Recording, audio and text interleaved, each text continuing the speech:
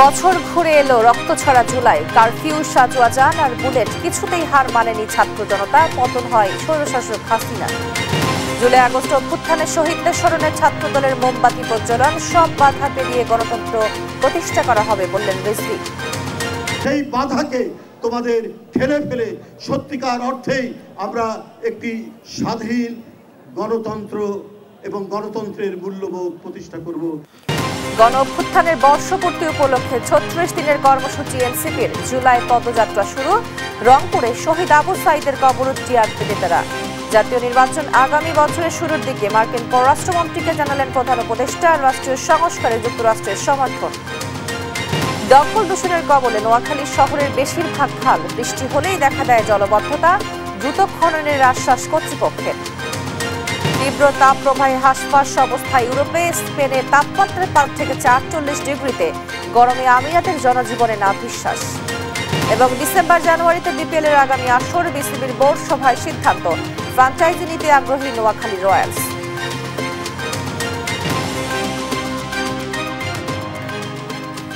দেখছিলেন শিরোনাম সংবাদ সকালে, আপনাদের সঙ্গে আছি আমি তোয়া আফরোজ। এবারে বিস্তারিত। বছর ঘুরে আবারও এসেছে রক্তছড়া জুলাই। মনে পড়ে ২০২৪, যে বছর জুলাই ছিল ৩৬ দিনের। বৈষম্য দূর করতে জেগে ওঠা ছাত্র জনতা হত্যায় তখন মেতেছিল আওয়ামী লীগ সরকার। কারফিউ, সাজোয়া জান আর বুলেট সবকিছুই হার মানে সব শোষণের শৃঙ্খল ভাঙা জুলাই যোদ্ধাদের কাছে। পতন হয় হাসিনার স্বৈর শাসনের। এম এ আজিমের রিপোর্টে দেখুন বিস্তারিত। জুলাই বাংলাদেশের ইতিহাসে এক বিপ্লবী মাসের নাম।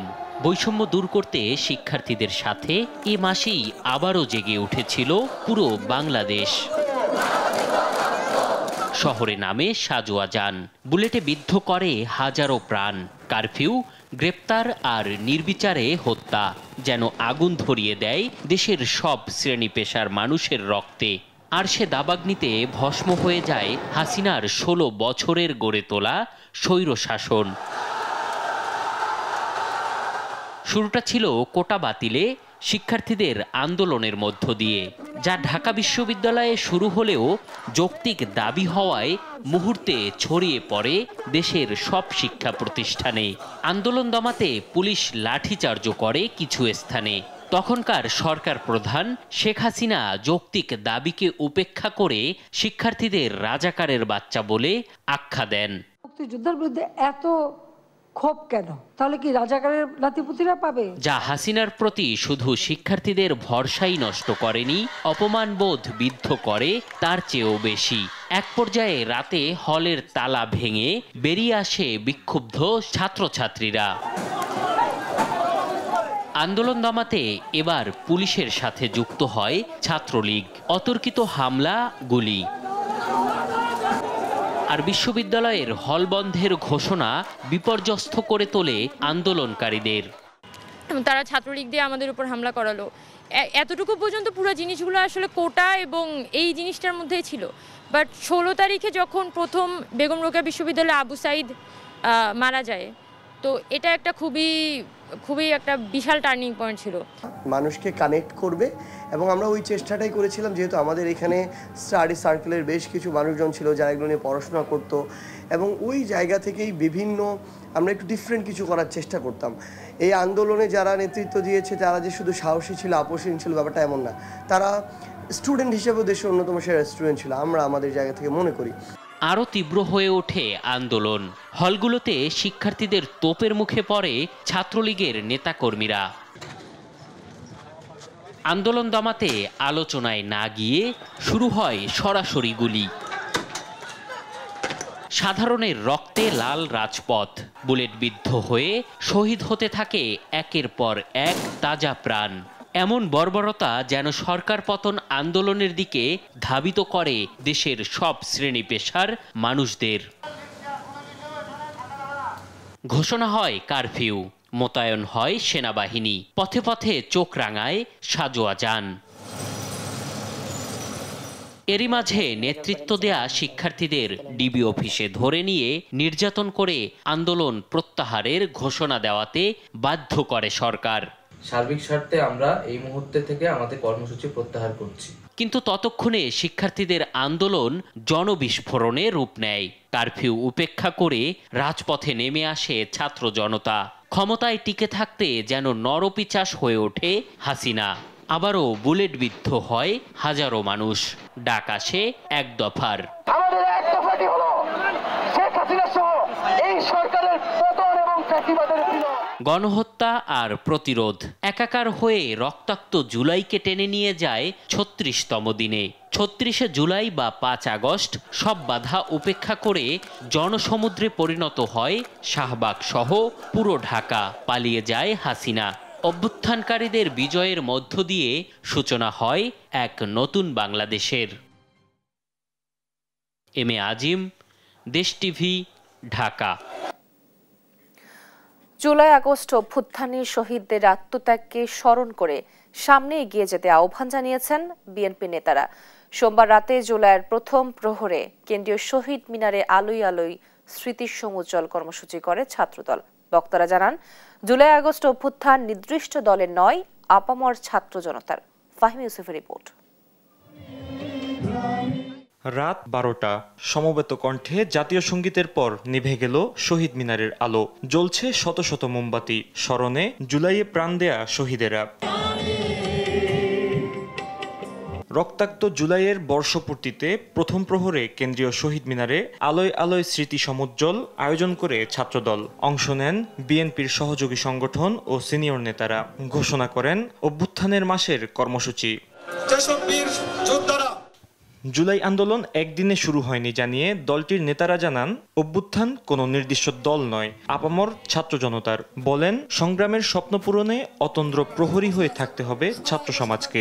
ছাত্র দলের সাংগঠনিক অভিভাবক জনাব তারেক রহমানের নির্দেশনায়, প্রত্যক্ষ নির্দেশনায় বাংলাদেশ জাতীয়তাবাদী ছাত্র দল কৌশলী ভূমিকা পালন করেছে, কিন্তু রাজপথে একক ছাত্র সংগঠন হিসাবে সবচেয়ে বেশি ভূমিকা পালন করেছে। আমরা বিশ্বাস করতে চাই যে যাদের রক্তের বিনিময়ে বাংলাদেশ ফ্যাসিস্ট শাসন ব্যবস্থা থেকে গণতন্ত্রের পথে যাত্রা করেছে, সেই সমস্ত বীর শহীদদের যে চেতনা, সেটি প্রকৃত অর্থে আমরা হৃদয়ে ধারণ করে সামনের রাজনীতি করব ইনশাআল্লাহ। শহীদদের আত্মত্যাগকে মনে রেখে সামনের দিকে এগিয়ে যাওয়ার আহ্বান জানিয়ে রুহুল কবির রিজভী জানান, বাধা আসলেও থেমে থাকা যাবে না। যে জুলাইয়ে কিছুক্ষণ আগে আমরা পদার্পণ করলাম, এই জুলাই একটি প্রবাহমান খরস্রোতা আন্দোলনের নদীকে সমুদ্রের মোহনায় উপনীত করেছিল। এই সংগ্রাম বাস্তবায়ন করতে হলে আরো বাধা আসবে, কিন্তু সেই বাধাকে তোমাদের ঠেলে ফেলে সত্যিকার অর্থেই আমরা একটি স্বাধীন গণতন্ত্র এবং গণতন্ত্রের মূল্যবোধ প্রতিষ্ঠা করব।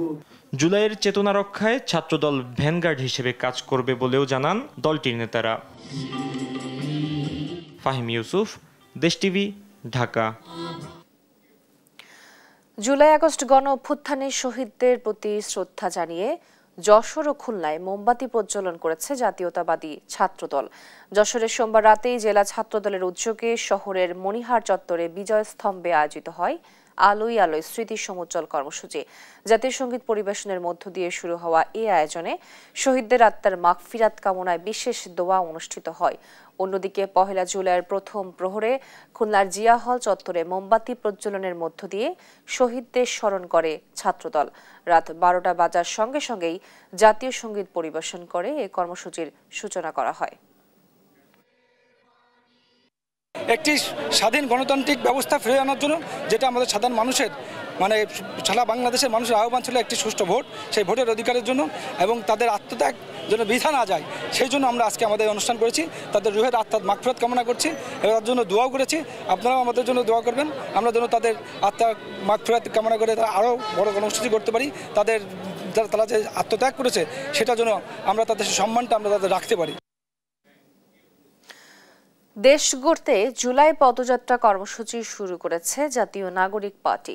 মঙ্গলবার জুলাইয়ের প্রথম প্রহরে রাজধানীর বাংলা মোটর মোড় থেকে শুরু হয় এ পদযাত্রা। যাত্রার আগে সংক্ষিপ্ত বক্তব্য রাখেন দলের সদস্য সচিব আক্তার হোসেন। বলেন, জুলাই গণ অভ্যুত্থান শুধু একটি আন্দোলনের দিন নয়, এটি আমাদের আত্মত্যাগ, প্রত্যয় ও স্বপ্নের স্মারক। একটি ন্যায্য ও সমানাধিকার ভিত্তিক রাষ্ট্র ব্যবস্থা গড়তে হলে ইতিহাসকে স্মরণ এবং জনগণকে সঙ্গে নিয়ে পথ চলার বিকল্প নেই।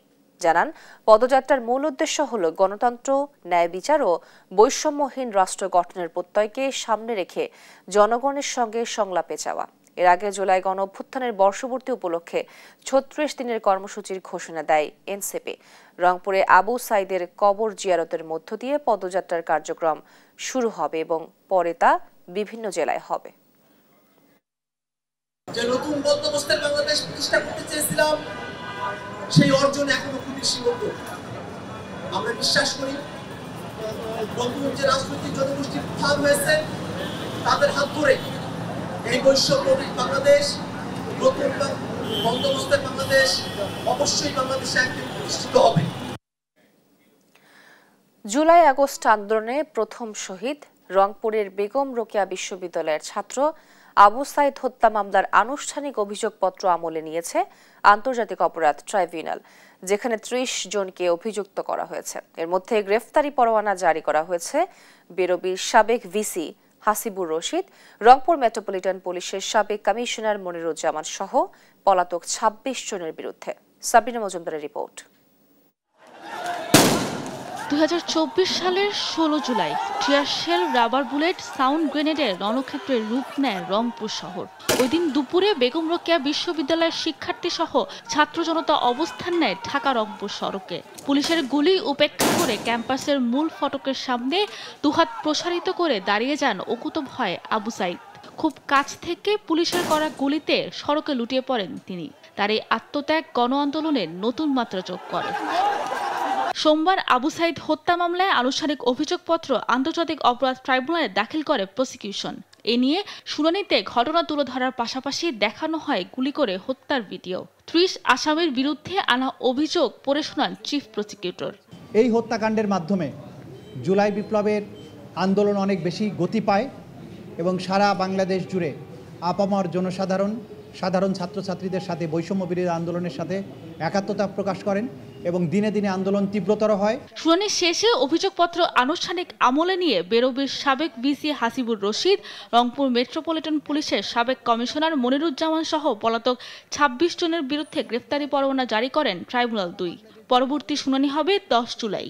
আজকে ফরমাল চার্জ এবং অন্যান্য ডকুমেন্টসের উপরে শুনানি করে আন্তর্জাতিক অপরাধ ট্রাইব্যুনালের দ্বিতীয় ট্রাইব্যুনাল ৩০ জন আসামির বিরুদ্ধে অপরাধ আমলে গ্রহণ করেছেন। যদি সকল আসামি গ্রেপ্তার করা না যায় তাহলে পলাতক আসামিদের ব্যাপারে স্টেট ডিফেন্স লয়ার নিয়োগ করার জন্য আদালত আদেশ দিতে পারেন এবং তার মাধ্যমেই আনুষ্ঠানিক বিচারের যাত্রা শুরু হয়ে যাবে। আবু সাইদের মামলার মধ্য দিয়ে ট্রাইব্যুনাল ২-এ প্রথম মামলার বিচার কাজ শুরু হলো। এ পর্যন্ত ৩টি মামলার আনুষ্ঠানিক অভিযোগপত্র দাখিল করা হলো। সাবিনা মজুমদার, দেশ টিভি, ঢাকা। আগামী বছরের শুরুতেই বাংলাদেশে জাতীয় নির্বাচন অনুষ্ঠিত হবে বলে যুক্তরাষ্ট্রের পররাষ্ট্রমন্ত্রী মার্কো রুবিওকে জানিয়েছেন প্রধান উপদেষ্টা অধ্যাপক মোহাম্মদ ইউনূস। সোমবার সন্ধ্যা ৭:৩০টায় যুক্তরাষ্ট্রের পররাষ্ট্রমন্ত্রী মার্কো রুবিওর সঙ্গে টেলিফোনে আলাপকালে এসব কথা বলেন প্রধান উপদেষ্টা। প্রধান উপদেষ্টার প্রেস উইং থেকে জানানো হয়, প্রায় ১৫ মিনিট স্থায়ী এ আলোচনা ছিল উষ্ণ, আন্তরিক ও গঠনমূলক, যা দুই দেশের মধ্যে দৃঢ় দ্বিপক্ষীয় সম্পর্কের প্রতিফলন। ফোনালাপে উভয় নেতা পারস্পরিক স্বার্থ সংশ্লিষ্ট বিভিন্ন বিষয় নিয়ে আলোচনা করেন, যার মধ্যে ছিল বাংলাদেশ ও যুক্তরাষ্ট্রের মধ্যকার চলমান বাণিজ্য আলোচনা, সংস্কার প্রক্রিয়া, গণতন্ত্রের উত্তরণ, আসন্ন জাতীয় নির্বাচন এবং রোহিঙ্গা শরণার্থীদের জন্য সহায়তা। আলোচনায় যুক্তরাষ্ট্রের পররাষ্ট্রমন্ত্রী রুবিও বাংলাদেশের সংস্কার কর্মসূচি ও আগামী বছরের শুরুতে নির্বাচন আয়োজনের প্রতিশ্রুতির প্রতি সমর্থন জানান।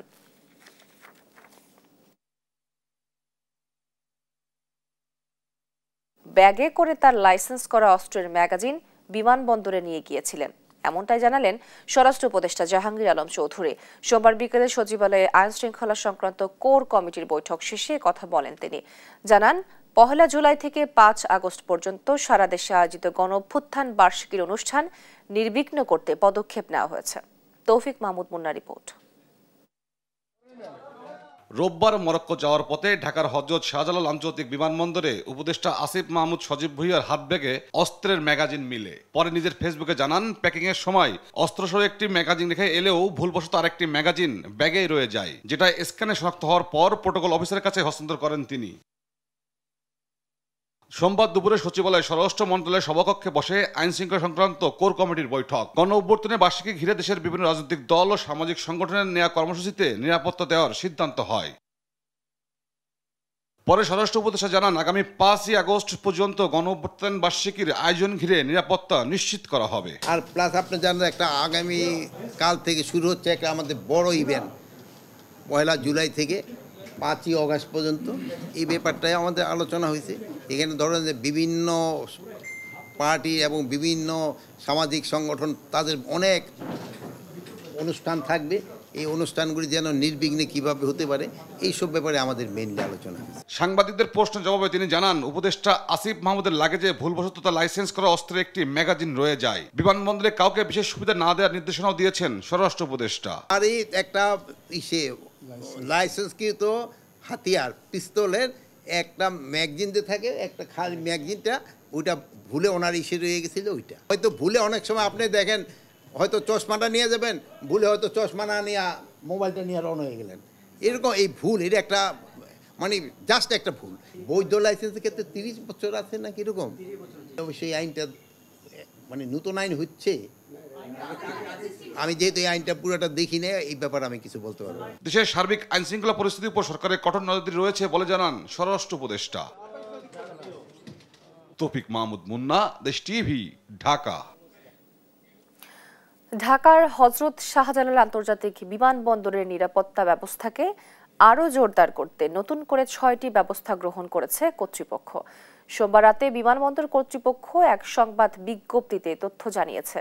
অতিরিক্ত নিরাপত্তামূলক পদক্ষেপগুলো হলো সব ভিআইপি, ভিভিআইপি ব্যাগেজ স্ক্রিনিং প্রক্রিয়া অধিকতর মনোযোগ বাড়ানো, সব অ্যাবসেক সদস্যদের নিয়মিত সচেতনতামূলক ব্রিফিং ও নির্দেশনা প্রদান, সিসিটিভি মনিটরিং টিমকে বিশেষ নির্দেশনা প্রদান, মেটাল ডিটেক্টর ও এক্স-রে মেশিনে স্ক্যানের পর উচ্চ রিস্ক ব্যাগের জন্য ম্যানুয়াল চেকিং বাধ্যতামূলক করা, বিমানবন্দরে প্রবেশের সময় সব ফায়ার আর্মস বহনকারীর পূর্বানুমতি নিশ্চিতকরণ ও রেকর্ড সংরক্ষণের নির্দেশ দেওয়া হয়। পিআর বা সংখ্যানুপাতিক পদ্ধতিতে নির্বাচনকে ইস্যু করে গণতন্ত্রে ফেরার আকাঙ্ক্ষা যারা বাধাগ্রস্ত করবে তারা বাংলাদেশের আদর্শে বিশ্বাস করে না বলে মন্তব্য করেছেন বিএনপির স্থায়ী কমিটির সদস্য ডক্টর আব্দুল মঈন খান। এদিকে দলটির মহাসচিব মির্জা ফখরুল ইসলাম আলমগীর বলেছেন, বাংলাদেশের নির্বাচিত সরকারের সঙ্গে আরও নিবিড়ভাবে কাজ করতে আগ্রহী চীন সরকার। নিয়াজ মোর্শেদের প্রতিবেদন জানাচ্ছেন নাইম আফসান। সোমবার সকালে রাজধানীর কাকরাইলে ডিপ্লোমা ইঞ্জিনিয়ার্স ইনস্টিটিউশনে সাধারণ সভা করে জাতীয়তাবাদী ওলামা দল। সবাইকে সতর্ক করে বিএনপি নেতারা বলেন, নির্বাচন বাধাগ্রস্ত করতে সংখ্যানুপাতিক প্রতিনিধিত্ব সহ নানা বিতর্ক তোলা হচ্ছে। এতে সুযোগ নিতে পারে ফ্যাসিস্ট আওয়ামী লীগ। ধমক দিয়ে সুষ্ঠু নির্বাচন ব্যাহতের চেষ্টা বিএনপি মেনে নেবে না বলেও জানান তারা। ষড়যন্ত্র লুকিয়ে আছে, এটার বেনিফিশিয়ারি কে হতে পারে আমাকে আপনাকে চিন্তা করতে হবে। আজকে যদি পিআর পদ্ধতির কোন এই ধরনের কথাবার্তার মাধ্যমে কেউ সুযোগ পায়, সেখানে ফ্যাসিস্ট সেই সুযোগটা সর্বপ্রথম পাবে। 11 মাস চলে যাচ্ছে, কিসের ইঙ্গিত বহন করে? নিশ্চয়ই কোনো ষড়যন্ত্র হচ্ছে, নিশ্চয়ই লন্ডন এবং ইউনুসের বৈঠকের প্রত্যাশাকে নষ্ট করে দেওয়ার একটি ষড়যন্ত্র। ওই 2 দিন আগের এই জনসভা থেকে আমরা পিআর সংখ্যানুপাতে যে কথা বলা হচ্ছে। প্রধান অতিথির বক্তব্যে বিএনপির স্থায়ী কমিটির সদস্য আব্দুল মঈন খান বলেন, যারা পিআর পদ্ধতি নিয়ে বিতর্ক সৃষ্টি করছে তারা গণতন্ত্রে বিশ্বাস করে না। পিআর কে ইস্যু করে বাংলাদেশের মানুষের যে গণতন্ত্রের আকাঙ্ক্ষা, সেই গণতন্ত্রের আকাঙ্ক্ষাতে যদি কেউ দ্বন্দ্ব সৃষ্টি করে, আমি বলবো তারা বাংলাদেশের আদর্শে বিশ্বাস করে। এদিকে গুলশান কার্যালয়ে চীন সফর শেষে বিএনপির অর্জন নিয়ে সংবাদ সম্মেলন করেন দলের মহাসচিব মির্জা ফখরুল ইসলাম আলমগীর। বলেন, নির্বাচিত সরকারের সঙ্গে ঘনিষ্ঠভাবে কাজ করার আশা প্রকাশ করেছে চীন। দ্রুতই একটি নির্বাচিত সরকারের সাথে নতুনভাবে কার্যক্রম শুরুর ব্যাপারে চীনের পক্ষ থেকে আশাবাদ ব্যক্ত করেছেন। রোহিঙ্গা প্রত্যাবর্তনে মিয়ানমার সরকারকে রাজি করাতে আন্তরিকতার সাথে কাজ করবে চীন, এমন আশ্বাস পেয়েছেন বলে জানান বিএনপি মহাসচিব। নাইম আফসান, দেশ টিভি, ঢাকা। দেখছেন সংবাদ সকাল। জুলাই সনদ ঘোষণা করতে না পারা অন্তর্বর্তী সরকারের ব্যর্থতা এক্ষেত্রে সরকার উদাসীনতার পরিচয় দিচ্ছে বলে মন্তব্য করেছেন ছাত্র শিবিরের কেন্দ্রীয় সভাপতি জাহিদুল ইসলাম। সোমবার বিকেলে ঢাকা বিশ্ববিদ্যালয়ের মধুর ক্যান্টিনে সংবাদ সম্মেলনে তিনি কথা বলেন। এ সময় জুলাই অভ্যুত্থানের বর্ষপূর্তিতে ৩৬ দিনের ১১ দফা কর্মসূচির ঘোষণা করেন তিনি। এর মধ্যে থাকছে সেমিনার, সিম্পোজিয়াম, রিসার্চ কনফারেন্স, আলোচনা সভা ও দোয়া অনুষ্ঠান। এছাড়া বিশ্ববিদ্যালয়গুলোতে ছাত্র সংসদ নির্বাচনের রোডম্যাপ ঘোষণার দাবি জানান শিবির সভাপতি। এ সময় দেশে চলমান ধর্ষণের ঘটনায় উদ্বেগ প্রকাশ করে সরকারকে কার্যকর পদক্ষেপ নেওয়ার আহ্বান জানান তিনি। জুলাইয়ে 1 বছর পূর্ণ হতে যাচ্ছে, অথচ জুলাই সনদ ঘোষণা করতে পারেনি সরকার। এটাকে আমরা সরকারের ব্যর্থতার অংশ মনে করছি। আমরা মনে করি সকল অপতৎপরতার ঊর্ধ্বে জুলাই অভ্যুত্থানকে বিজয় ও বিপ্লবে রূপান্তর করতে প্রয়োজন জুলাই ঘোষণাপত্র, যেখানে জুলাই আন্দোলনের শহীদ, আহত, পঙ্গুত্ব বরণকারী ও অংশগ্রহণকারী সকল পক্ষের স্বীকৃতি প্রদান করতে হবে। টানা 1.5 মাস ধরে চলা আন্দোলন কর্মসূচি শেষে স্বাভাবিক হতে শুরু করেছে জাতীয় রাজস্ব বোর্ডের সব দপ্তরের কার্যক্রম। সোমবার সকাল থেকে কাজে ফিরেছেন কর্মকর্তা কর্মচারীরা। সবকিছু ভুলে গিয়ে সবাইকে আগের মতো কাজ করার আহ্বান জানান এনবিআর চেয়ারম্যান। জানান সব কাস্টমস হাউস চালু আছে, পণ্যের শুল্কায়ন স্বাভাবিক রয়েছে। এদিকে কর্মকর্তা কর্মচারীদের নির্ভয়ে কাজ করার আহ্বান জানিয়ে অর্থ উপদেষ্টা বলেন, দুদকের তদন্তে হস্তক্ষেপ করবে না সরকার। আরো জানাচ্ছেন মোহাম্মদ সাকিব।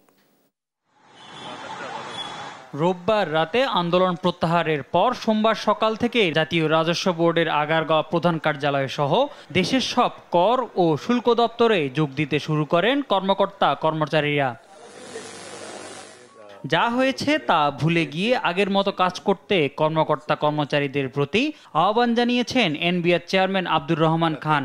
জানান সব কাস্টমস হাউস চালু আছে, স্বাভাবিক গতিতে চলছে পণ্যের শুল্কায়ন কার্যক্রম। কর্মবিরতি ছিল, সেটা প্রত্যাহার করে, এটা আপনারা সবাই জেনেছেন। এতে আমি মনে করি যে সবার মধ্যে একটা স্বস্তি বিরাজ করছে, বিশেষ করে আমাদের ব্যবসায়ীদের মধ্যে এবং নীতি নির্ধারকদের মধ্যে। সব দিক থেকেই এটা একটা স্বস্তির খবর। প্রশ্নের জবাবে তিনি বলেন, গেল অর্থ বছরে শেষ দিন পর্যন্ত রাজস্ব আদায় হয়েছে প্রায় 3,61,000 কোটি টাকা। তবে চূড়ান্ত তথ্য মিলবে 2-1 সপ্তাহ পর। আজকে সকাল 10টা পর্যন্ত আমাদের রেভিনিউ আদায় হয়েছে 3,60,922 কোটি টাকা। এর বাইরে আমাদের কিছু বিশেষ করে গভর্নমেন্ট প্রজেক্টগুলোতে যেটা যে ট্যাক্স এবং প্যাট যেটা বিল থেকে যেটা আদায় হয়তো 2-3 সপ্তাহ লেগে যাবে ফাইনাল ফিগার আসতে। এদিকে এনবিআর এর কর্মকর্তা কর্মচারীদের নির্ভয়ে কাজ করার আহ্বান জানিয়েছেন অর্থ উপদেষ্টা ডক্টর সালেউদ্দিন আহমেদ। সচিবালয়ে তিনি সাংবাদিকদের আরো বলেন, এনবিআর কর্মকর্তাদের বিরুদ্ধে দুদকের তদন্তের ক্ষেত্রে কোনো হস্তক্ষেপ করবে না সরকার। দুদক সম্পর্কে আমি কোনো উত্তর দেব না, ওদের আলাদা টার্মস অফ রেফারেন্স আছে, ওটা দরকার হলে আপনার আলাদাভাবে তাদেরকে জিজ্ঞেস করবেন। ডেফিনেটলি সরকার থেকে কিন্তু এখন কোনো রকম কোনো ইন্টারফেয়ার, এখন আপনারা ভালো করে কাজ করেন, কোনো রকম আমরা যেটা ইংরেজি বলি ফেভার অর ফিয়ার, পক্ষপাত এটা ছাড়া যদি কাজ করে তাদের কারো অসুবিধা হওয়ার কথা। এর আগে এনবিআর চেয়ারম্যানের অপসারণ ও সংস্কার দাবিতে এনবিআর সংস্কার ঐক্য পরিষদের আন্দোলনে রাজস্ব আহরণের পাশাপাশি আমদানি রপ্তানি কার্যক্রম চরমভাবে ব্যাহত হয়। পরে এই কার্যক্রমকে অত্যাবশ্যকীয় সেবা ঘোষণা করে কাজে ফেরার নির্দেশ দেয় সরকার। মোহাম্মদ সাকিব, দেশ টিভি, ঢাকা। দখল দূষণে অস্তিত্ব হারাতে বসেছে নোয়াখালী শহরের সব খাল। প্রতি বছর বর্ষায় শহরে সৃষ্টি হয় জলাবদ্ধতা, যা শহরবাসীর চলাচলে চরম দুর্ভোগ ডেকে আনে। স্থানীয়রা এর জন্য খাল দখল ও দূষণকেই দায়ী করছেন। জলাবদ্ধতা নিরসনে দ্রুত কর্তৃপক্ষের উদ্যোগ দেখতে চান বাসিন্দারা। নোয়াখালী থেকে মাওলা সুজনের পাঠানো তথ্য ও ছবিতে জানাচ্ছেন অঙ্কন চৌধুরী। নোয়াখালীতে গত বছরের স্মরণকালের দীর্ঘস্থায়ী বন্যা ও জলাবদ্ধতায় শহরবাসী চরম দুর্ভোগে পড়েছিল। স্থানীয়রা এর জন্য শহরের খালগুলো দখল, দূষণ ও ভরাটকে দায়ী করছেন। জেলার ছোট খালগুলো দখল ও দূষণের ফলে বন্যার পানি নিষ্কাশনে ব্যাহত হয়, ফলে সৃষ্টি হয় দীর্ঘস্থায়ী জলাবদ্ধতা। প্রতি বছর বর্ষায় বাড়িঘরে পানি ওঠে, কিন্তু তার নিষ্কাশনে কোনো কার্যকরী ব্যবস্থা নেওয়া হয় না। স্থানীয়রা জানান, বর্ষার মৌসুম এলেই প্রশাসনের কিছুটা তৎপরতা দেখা যায়, তবে তা মোটেও যথেষ্ট নয়। বাইরের পানি এবং ঘরের ভিতরে পানি এবং চলাফেরা করতে অনেক আমাদের কষ্ট। আমাদেরকে অনেক বর্ষা আসলে সব বছরে পানি ভরা জায়গা, প্রতি বছর আমাদের বাসার ভিতরে পানি থাকে, ওবা কোয়ার্টারে পানি থাকে। বর্ষা আসলে প্রশাসনের কিছুটা তৎপরতা দেখা যায়, কিন্তু তা পর্যাপ্ত পরিমাণ নয়। খাল দখল ও দূষণমুক্ত হলে জলাবদ্ধতা কমে আসবে বলে অভিমত বাসিন্দাদের। নোয়াখালী শহরের খালগুলির উপরে অবৈধ স্থাপনা ও অবৈধ দখল থাকার কারণে পানি নিষ্কাশন হয় না। নোয়াখালীর মাঝদি শহরের বেহাল অবস্থা, একটু ভারী বর্ষণ হলেই পানি উঠে যায়। নোয়াখালীর যে খাল, ওই খালটা অবৈধ দখল আছে, এখন সেগুলো দূষণমুক্ত না করা গেলে আমাদের এই জলাবদ্ধতা নোয়াখালী শহর থেকে মুক্ত হবে না। সমস্যা সমাধানে ইতিমধ্যে বিভিন্ন পদক্ষেপ নেওয়া হয়েছে বলে জানান জেলা প্রশাসক। আমরা বিভিন্ন দপ্তর, সরকারি দপ্তর নির্দেশনা দিয়েছি তাদের খালগুলো, তাদের আওতায় খালগুলোকে পানি প্রবাহ বৃদ্ধি করতে তাদের প্রয়োজনীয় যে কার্যক্রম, কোনো প্রকল্প যদি গ্রহণের প্রয়োজন হয় তারা গ্রহণ করবে, সে বিষয়ে আমরা নির্দেশনা দিয়েছি। শুধু পরিকল্পনায় সীমাবদ্ধ না থেকে খালগুলো দখল ও দূষণমুক্ত করে বর্ষায় পানি নিষ্কাশনের পথ সুগম করা হবে, এমনটাই প্রত্যাশা শহরবাসীর। নিউজ ডেস্ক, দেশ টিভি। 23 বছর পর হচ্ছে পটুয়াখালী জেলা বিএনপির ত্রিবার্ষিক সম্মেলন। বুধবার শহরের জিমনেশিয়াম মাঠে এই সম্মেলনে উপস্থিত থাকবেন কেন্দ্রীয় নেতারা, আর ভার্চুয়ালি যুক্ত হবেন দলের ভারপ্রাপ্ত চেয়ারম্যান তারেক রহমান। সম্মেলন ঘিরে নেতাকর্মীদের মাঝে বিরাজ করছে ব্যাপক উৎসাহ উদ্দীপনা। সাইদ ইব্রাহিমের তথ্য ছবিতে জানাচ্ছেন আপন আপু। পটুয়াখালী শহর জুড়ে বসানো হয়েছে তোরণ, টাঙানো হয়েছে ব্যানার, ফেস্টুন আর বিলবোর্ড। আলোকসজ্জা সহ বর্ণিল সাজে সেজেছে শহর। জেলা বিএনপির ত্রিবার্ষিক কাউন্সিল ঘিরেই এ আয়োজন। দীর্ঘ 23 বছর পর নতুন নেতৃত্ব আসছে জেলা বিএনপিতে। প্রায় 1400 কাউন্সিলর গোপন ব্যালটের মাধ্যমে নতুন নেতা নির্বাচন করবেন। সম্মেলন ঘিরে চলছে মিছিল, মিটিং ও প্রচারণা। বিরাজ করছে উৎসব আমেজ। পটুয়াখালী জেলায় নতুন নেতৃত্ব আসবে, এই নেতৃত্ব নিয়ে সবাই আনন্দিত আছে। জেলা বিএনপির কাউন্সিল হতে যাচ্ছে, আমরা কর্মীরা খুব উচ্ছ্বসিত। আমরা চাই যে কর্মী বান্ধব নেতা যারা বিগত সময় আমাদের পাশে ছিল। দেশ গড়তে বিএনপিকে শক্তিশালী করা সহ সাংগঠনিক শৃঙ্খলা নিশ্চিতের প্রত্যয় পদপ্রত্যাশীদের কণ্ঠে। জয়যুক্ত হলে এই দলকে আরো গতিশীল করার জন্য, আরো শক্তিশালী করার জন্য একটা শক্তিশালী দল বিএনপি পটুয়াখালীতে সারা বাংলাদেশের মধ্যে একটা মডেল দল হিসেবে আমি তৈরি করব। আমি যদি নির্বাচিত হই, নিপীড়িত নেতাকর্মীরা যাতে আগামী দিনে সুষ্ঠু সুন্দরভাবে দল করতে পারে তার ব্যবস্থা করব। তারেক রহমানের যে নির্দেশনা, যে তরুণদেরকে এগিয়ে নিতে হবে, তরুণদের ভাবনাকে মূল্যায়ন করতে হবে, সেই হিসাবে বিজয় হওয়ার আশাবাদ ব্যক্ত করি। যে নেতাকর্মীরা রাজপথে ছিল, আমি বিশ্বাস করি তাদের মূল্যায়ন হওয়া উচিত। তৃণমূলের নেতাকর্মীরা আমাকে ভোট দিয়ে বিএনপি সাধারণ সম্পাদক নির্বাচিত করবে ইনশাআল্লাহ। সম্মেলনে 17 বছর ধরে আন্দোলন সংগ্রামে থাকা ত্যাগী নেতাদের মূল্যায়নের প্রত্যাশা করছেন অনেকে। তারেক রহমান সাহেব যে নির্দেশনা দেবে, আগেও তার নির্দেশনায় আমরা চলেছি, বর্তমানেও চলবো, আগামীতেও চলব। আমরা একটা সন্ত্রাসমুক্ত, মাদকমুক্ত একটা সমাজ ব্যবস্থা কায়েম করবো পটুয়াখালীতে তারেক সাহেবের নির্দেশে। এটাই আমাদের চাওয়া। বঞ্চিত নেতাকর্মীদেরকে নিয়ে আগামী দিনে পটুয়াখালী জেলা বিএনপি সুসংগঠিত করব। সম্মেলন সুষ্ঠুভাবে সম্পন্ন করতে প্রস্তুতি নেওয়ার কথা জানান দলটির ভাইস চেয়ারম্যান আলতাফ হোসেন চৌধুরী। খুব ভালো লাগছে, এমনকি জাতীয় নির্বাচনে এত সুন্দর করে শহর সাজানো হয় না। তো কাজেই আপনারা যারা প্রত্যক্ষ এবং পরোক্ষভাবে এইভাবে শহরকে সাজিয়েছেন, তাদেরকে আমি আন্তরিক ধন্যবাদ দিচ্ছি। সবশেষ 2002 সালের 21 মে জেলা বিএনপির সম্মেলন হয়। এরপর আহ্বায়ক কমিটি দিয়ে চলছে কার্যক্রম। তাই এবারের সম্মেলন দলের জন্য অত্যন্ত গুরুত্বপূর্ণ মনে করছেন সংশ্লিষ্টরা। নিউজ ডেস্ক, দেশ টিভি। দেখছেন সংবাদ সকাল। এবার আন্তর্জাতিক প্রসঙ্গ। গ্রীষ্ম শুরুর সঙ্গে সঙ্গেই তীব্র দাবদাহে ঘেমে একাকার ইউরোপের মানুষ। তাপমাত্রা ক্রমেই রেকর্ড ছাড়িয়ে পৌঁছাচ্ছে লাল সংকেতে। দক্ষিণ স্পেনে তাপমাত্রার পারদ ছুঁয়েছে 48 ডিগ্রি সেলসিয়াসে। এদিকে গরমে হাঁসফাঁস মধ্যপ্রাচ্যের আমিরাতের জনজীবন। ফাতেমা তাসনিমের রিপোর্ট। ইউরোপ জুড়ে শুরু হয়েছে তাপপ্রবাহ। তীব্র গরমে শুধু মানুষই নয়, পোষা প্রাণীরও দুর্ভোগের নেই শেষ। গরমের তীব্রতা থেকে রক্ষা পেতে কেউ ভিজছেন পুকুরে, কেউ বা কৃত্রিম ঝর্ণার পানিতে।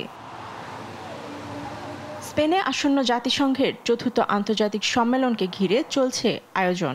এর মধ্যেই জুন মাসে সেভিল্লা অঞ্চলে সর্বোচ্চ 48 ডিগ্রি ও এল গ্রানাডোতে 46 ডিগ্রি তাপমাত্রা রেকর্ড হয়েছে। জাতীয় আবহাওয়া সংস্থা জারি করেছে কমলা সতর্কবার্তা। গরমে নাজেহাল পর্যটকরা ঘুরছেন ছাতা ও টুপি নিয়ে। এমনকি সম্মেলনে অংশগ্রহণকারীরা জানিয়েছেন জলবায়ু বিষয়ে তাদের কর্মসূচি নিয়ে।